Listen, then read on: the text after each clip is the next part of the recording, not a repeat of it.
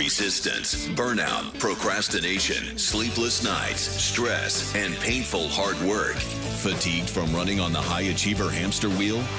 This is the Bold Leadership Revolution, where we develop high-performing leaders to live, thrive, and lead bold and smart, not hard. Here is your host, Tara Newman.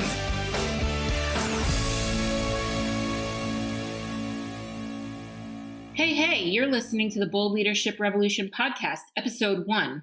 And today we're answering the question, what a bold leader do?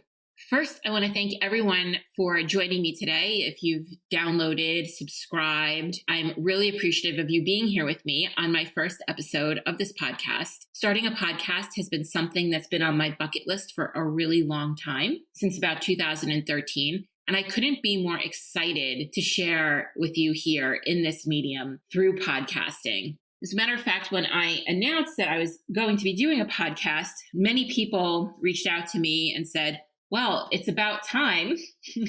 What have you been waiting for?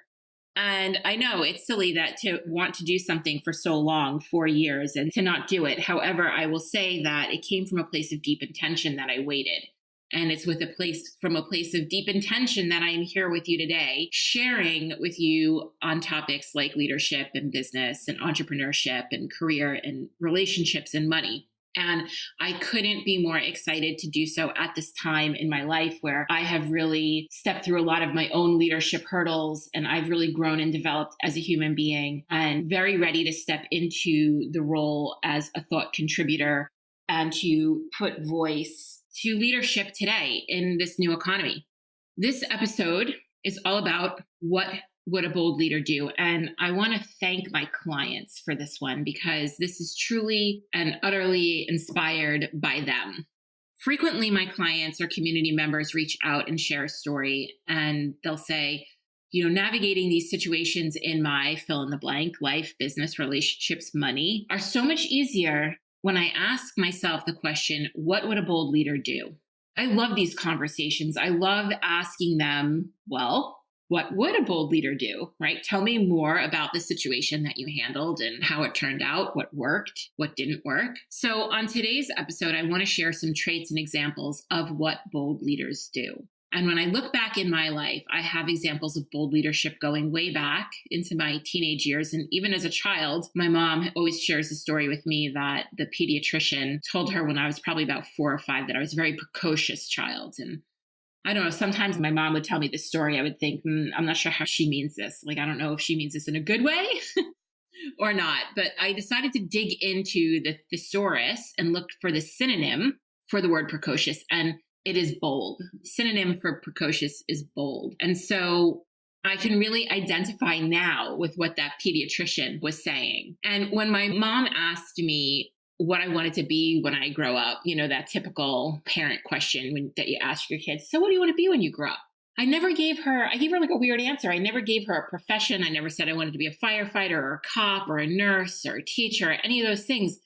I gave her 2 words, in charge. When I grew up, I wanted to be in charge. And I take that as an early sign of innate leadership skills within myself and an innate drive to lead in the world from a very early age. And these types of things kind of came more and more throughout my life. And my high school business teacher referred to me as a real spark plug. And I'm certain he did not mean this as a compliment because I was bold and I would tell the truth and I would say what was on my mind and I would be very unfiltered and unapologetic in what I said. And it's not easy being a truth teller in this world. It's not easy being bold and ambitious. It automatically puts a spotlight on you and very often puts a target on your back.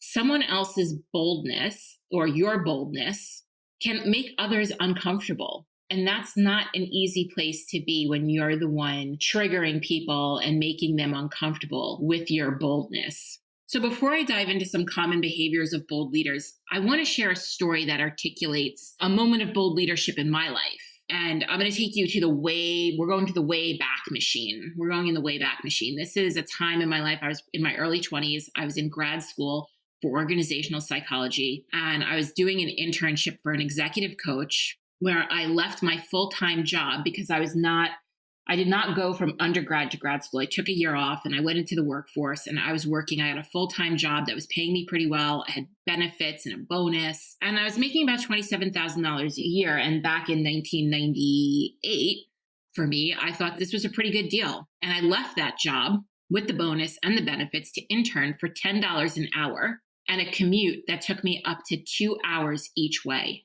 I was already living on my own. I was recently engaged. So this wasn't like I was living in my parents' basement and this pay cut was insignificant. It was quite significant at the time. And 9 months into my year-long internship, I was offered an internship with one of our clients. They were planning on hiring me full-time when I got back from my honeymoon. And it was my dream job working in organizational development and performance. And as a matter of fact, they did not even have this department yet. I would be heading it up, which I thought was the coolest thing ever. I was probably 23 or 24 years old, that this was going to be my dream job. I was going to have a prominent position in a department. I got to start something new from scratch. And I got to be in charge of this whole initiative within this organization. When I interviewed for the job, though, I hated it. I absolutely hated it. They had just terminated a long-term vice president and the team was angry and bitter. Nobody was happy there. Everybody was in victim mode and had a gripe or a problem. And it was just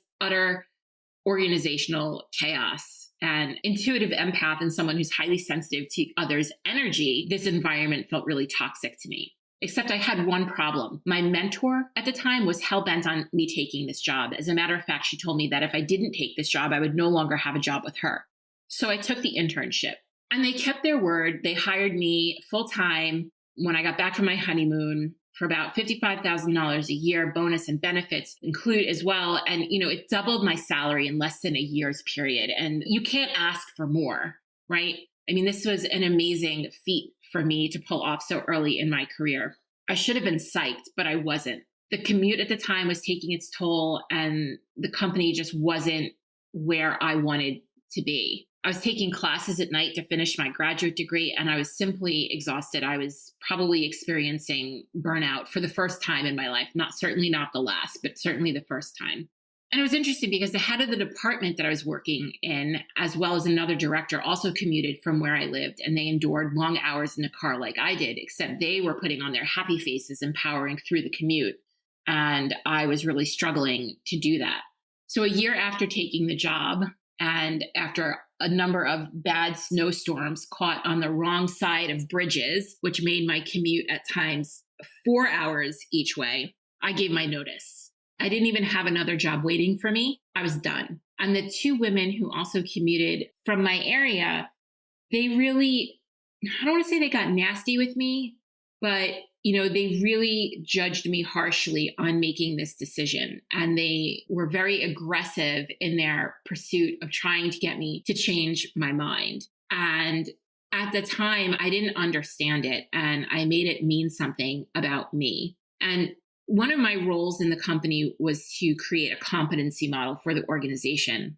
And after having one of these particularly difficult conversations with these executives and feeling very judged and very guilty and probably some shame around not being able to suck it up and continue on with this commute, I went back to my desk and I had these competencies in front of me that we were creating. And one of the competencies was standing alone. And it really resonated with me at the time because when you're a leader, whether you're leading yourself or you're leading in an organization or you're leading a family, anywhere that you're leading, when you're a leader, you have to be willing to go first, to make those unpopular decisions, to take a stand for what you deeply believe in. And to do so requires you to be very bold. It's not easy to be the only one with an opinion. It's not easy to be only one advocating for a cause. And this was my standing alone moment. Resigning with no job to go to, listening to all the reasons why I was making the biggest mistake of my life from these two women was my standing alone moment. I did the best I could to mitigate any kind of fallout from the company that I was working for. I gave a month's notice and I thought I was doing such a great thing. And I couldn't understand why these women were shunning me and that they barely said goodbye when I left. And that was really hard for me. I'm not going to lie. I sat in my car that day that I was leaving this company and I cried. And I cried for probably 20 minutes before I was able to start the car and actually go on my way and close this door and close this chapter of my life. And less than a year later, about a year later, those other women also wound up resigning, citing the commute and organizational chaos as their reasons. And what I didn't realize at the time was that I was pushing their buttons. I was making them uncomfortable by taking that stand and by being willing to be bold enough to make that decision. And I was in a different place in my life than they were. They were older than me. They had homes that they were paying for and children and bills and other financial obligations that I didn't have as a 23-year-old. So it was probably easier for me to make that decision. But nonetheless, they were uncomfortable with my boldness. And so it took me a really long time to understand what was happening there and to really learn that lesson and to look back at that moment of time and see it as such a huge win for myself that was me being a bold leader, going first, doing the unpopular thing because my intuition was speaking loud and clear. So on the heels of that story, I want to jump in and give you 6 things a bold leader would do. And these are 6 things that I've noticed either myself or my clients doing. And when you're sitting in a situation and you're analyzing it, and you want to ask yourself, what would a bold leader do? Here are 6 touch points for what a bold leader would do. And I could come up with 3 times these, but for the sake of brevity on this podcast, I'm going to give you 6 because this is something that we're going to explore really throughout the podcast seasons and episodes. This is really the foundational pieces. This podcast is training you to be a bold leader, giving you a shift in your perspective on how you can handle a situation at any given time, and giving you very practical, real examples and context to put behind this content that will hopefully give you clarity going forward. So here are 6 things a bold leader would do. The first one, they're not afraid to go first or stand alone. 24-year-old me made a tough decision. I faced conflict head on as best I could in that moment. I advocated for myself, and in turn, I learned how to advocate for others because we can't do for others until we do for ourselves. So we can't encourage and develop other leaders until we fully understand and know how to lead ourselves. A lot of times people ask me for, how could they lead better in certain situations where they have to influence others or where they're leading a team.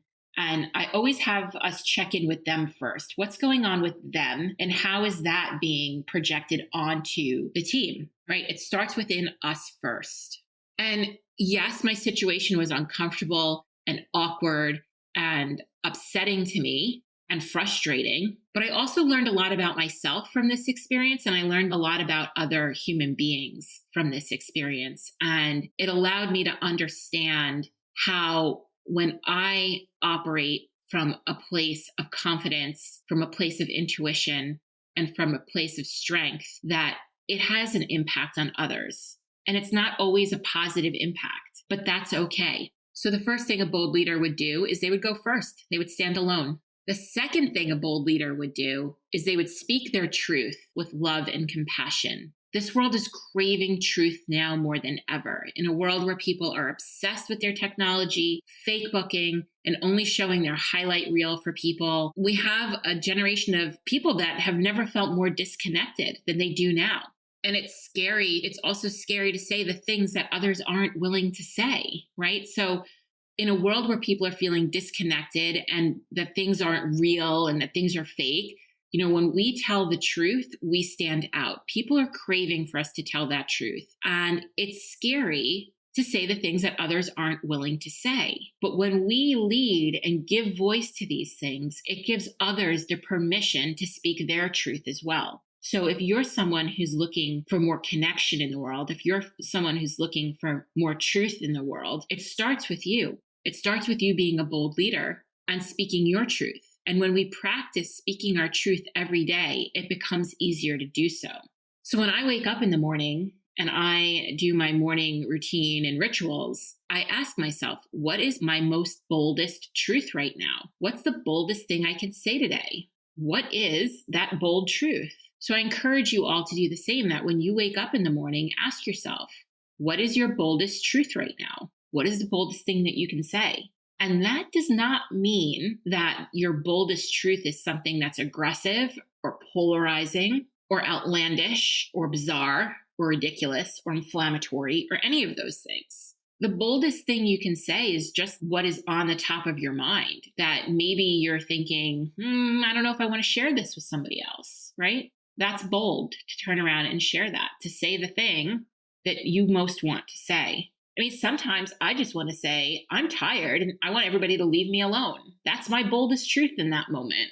So when you're in a situation, when you're in your business, when you're with clients, when you're with your family, when you're in a relationship and you're having a moment and you're wondering what would a bold leader do right now, they would speak their truth with love and compassion. The third thing bold leaders do is they listen to their inner knowing. It's so noisy out there. And in order for us to listen to our intuition and our inner knowing, we need to seek stillness. We need to tune out the influence of others. But most importantly, we need to learn to trust our own voice. We need to learn to trust our quiet inner voice. And I think the best place to start with this is to understand how much you already trust your voice, right? Do you trust yourself? Do you trust what you're saying? Do you trust that inner voice, that intuition, that inner knowing, that gut feeling? So ask yourself, on a scale from 1 to 10, 10 being the most, how much do you trust your intuition? How much do you trust your gut?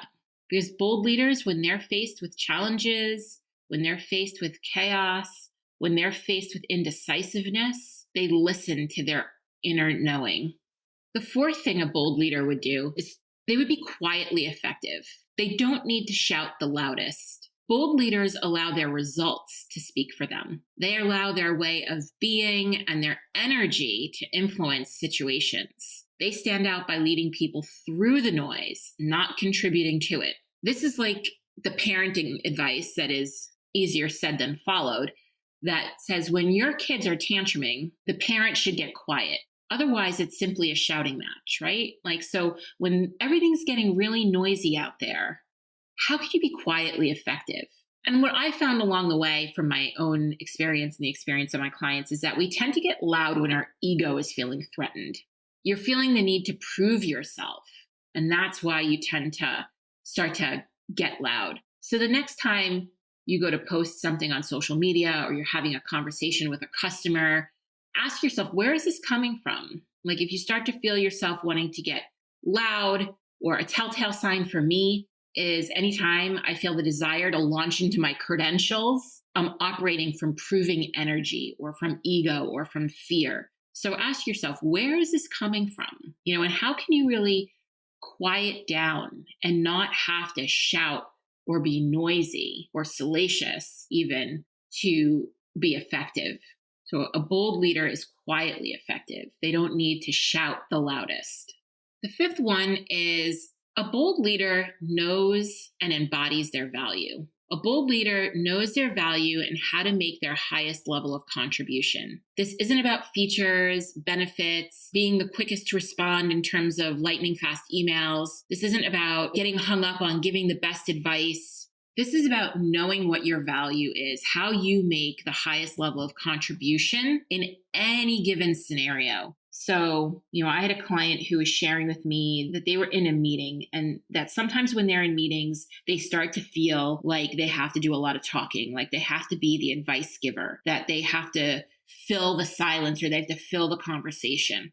And they were saying how this doesn't feel good to them. This doesn't feel good. This doesn't feel in alignment. It feels like it's coming from a place that, maybe it's coming from that place of ego or fear, like this person won't see me as important or they won't see my value. So they have this proving energy going on and they're oversharing. So we sat down and we had a conversation around what does feel good to this person and how do they contribute at their highest value. And they noted that it's actually not the talking that's of the value. It's not the advice giving that's the value, that they get the most positive feedback and acknowledgement when they're in listening mode, when they're listening to what's happening in this meeting and they're able to sit back and give the play-by-play, give the reflections. I hear you saying this. Is this what you mean? Asking for clarification, making sure everybody has heard each other, making sure there are clear action steps coming out of the meeting. So more as a facilitator of the meeting than to be the talking head of the meeting. So their value is in the facilitation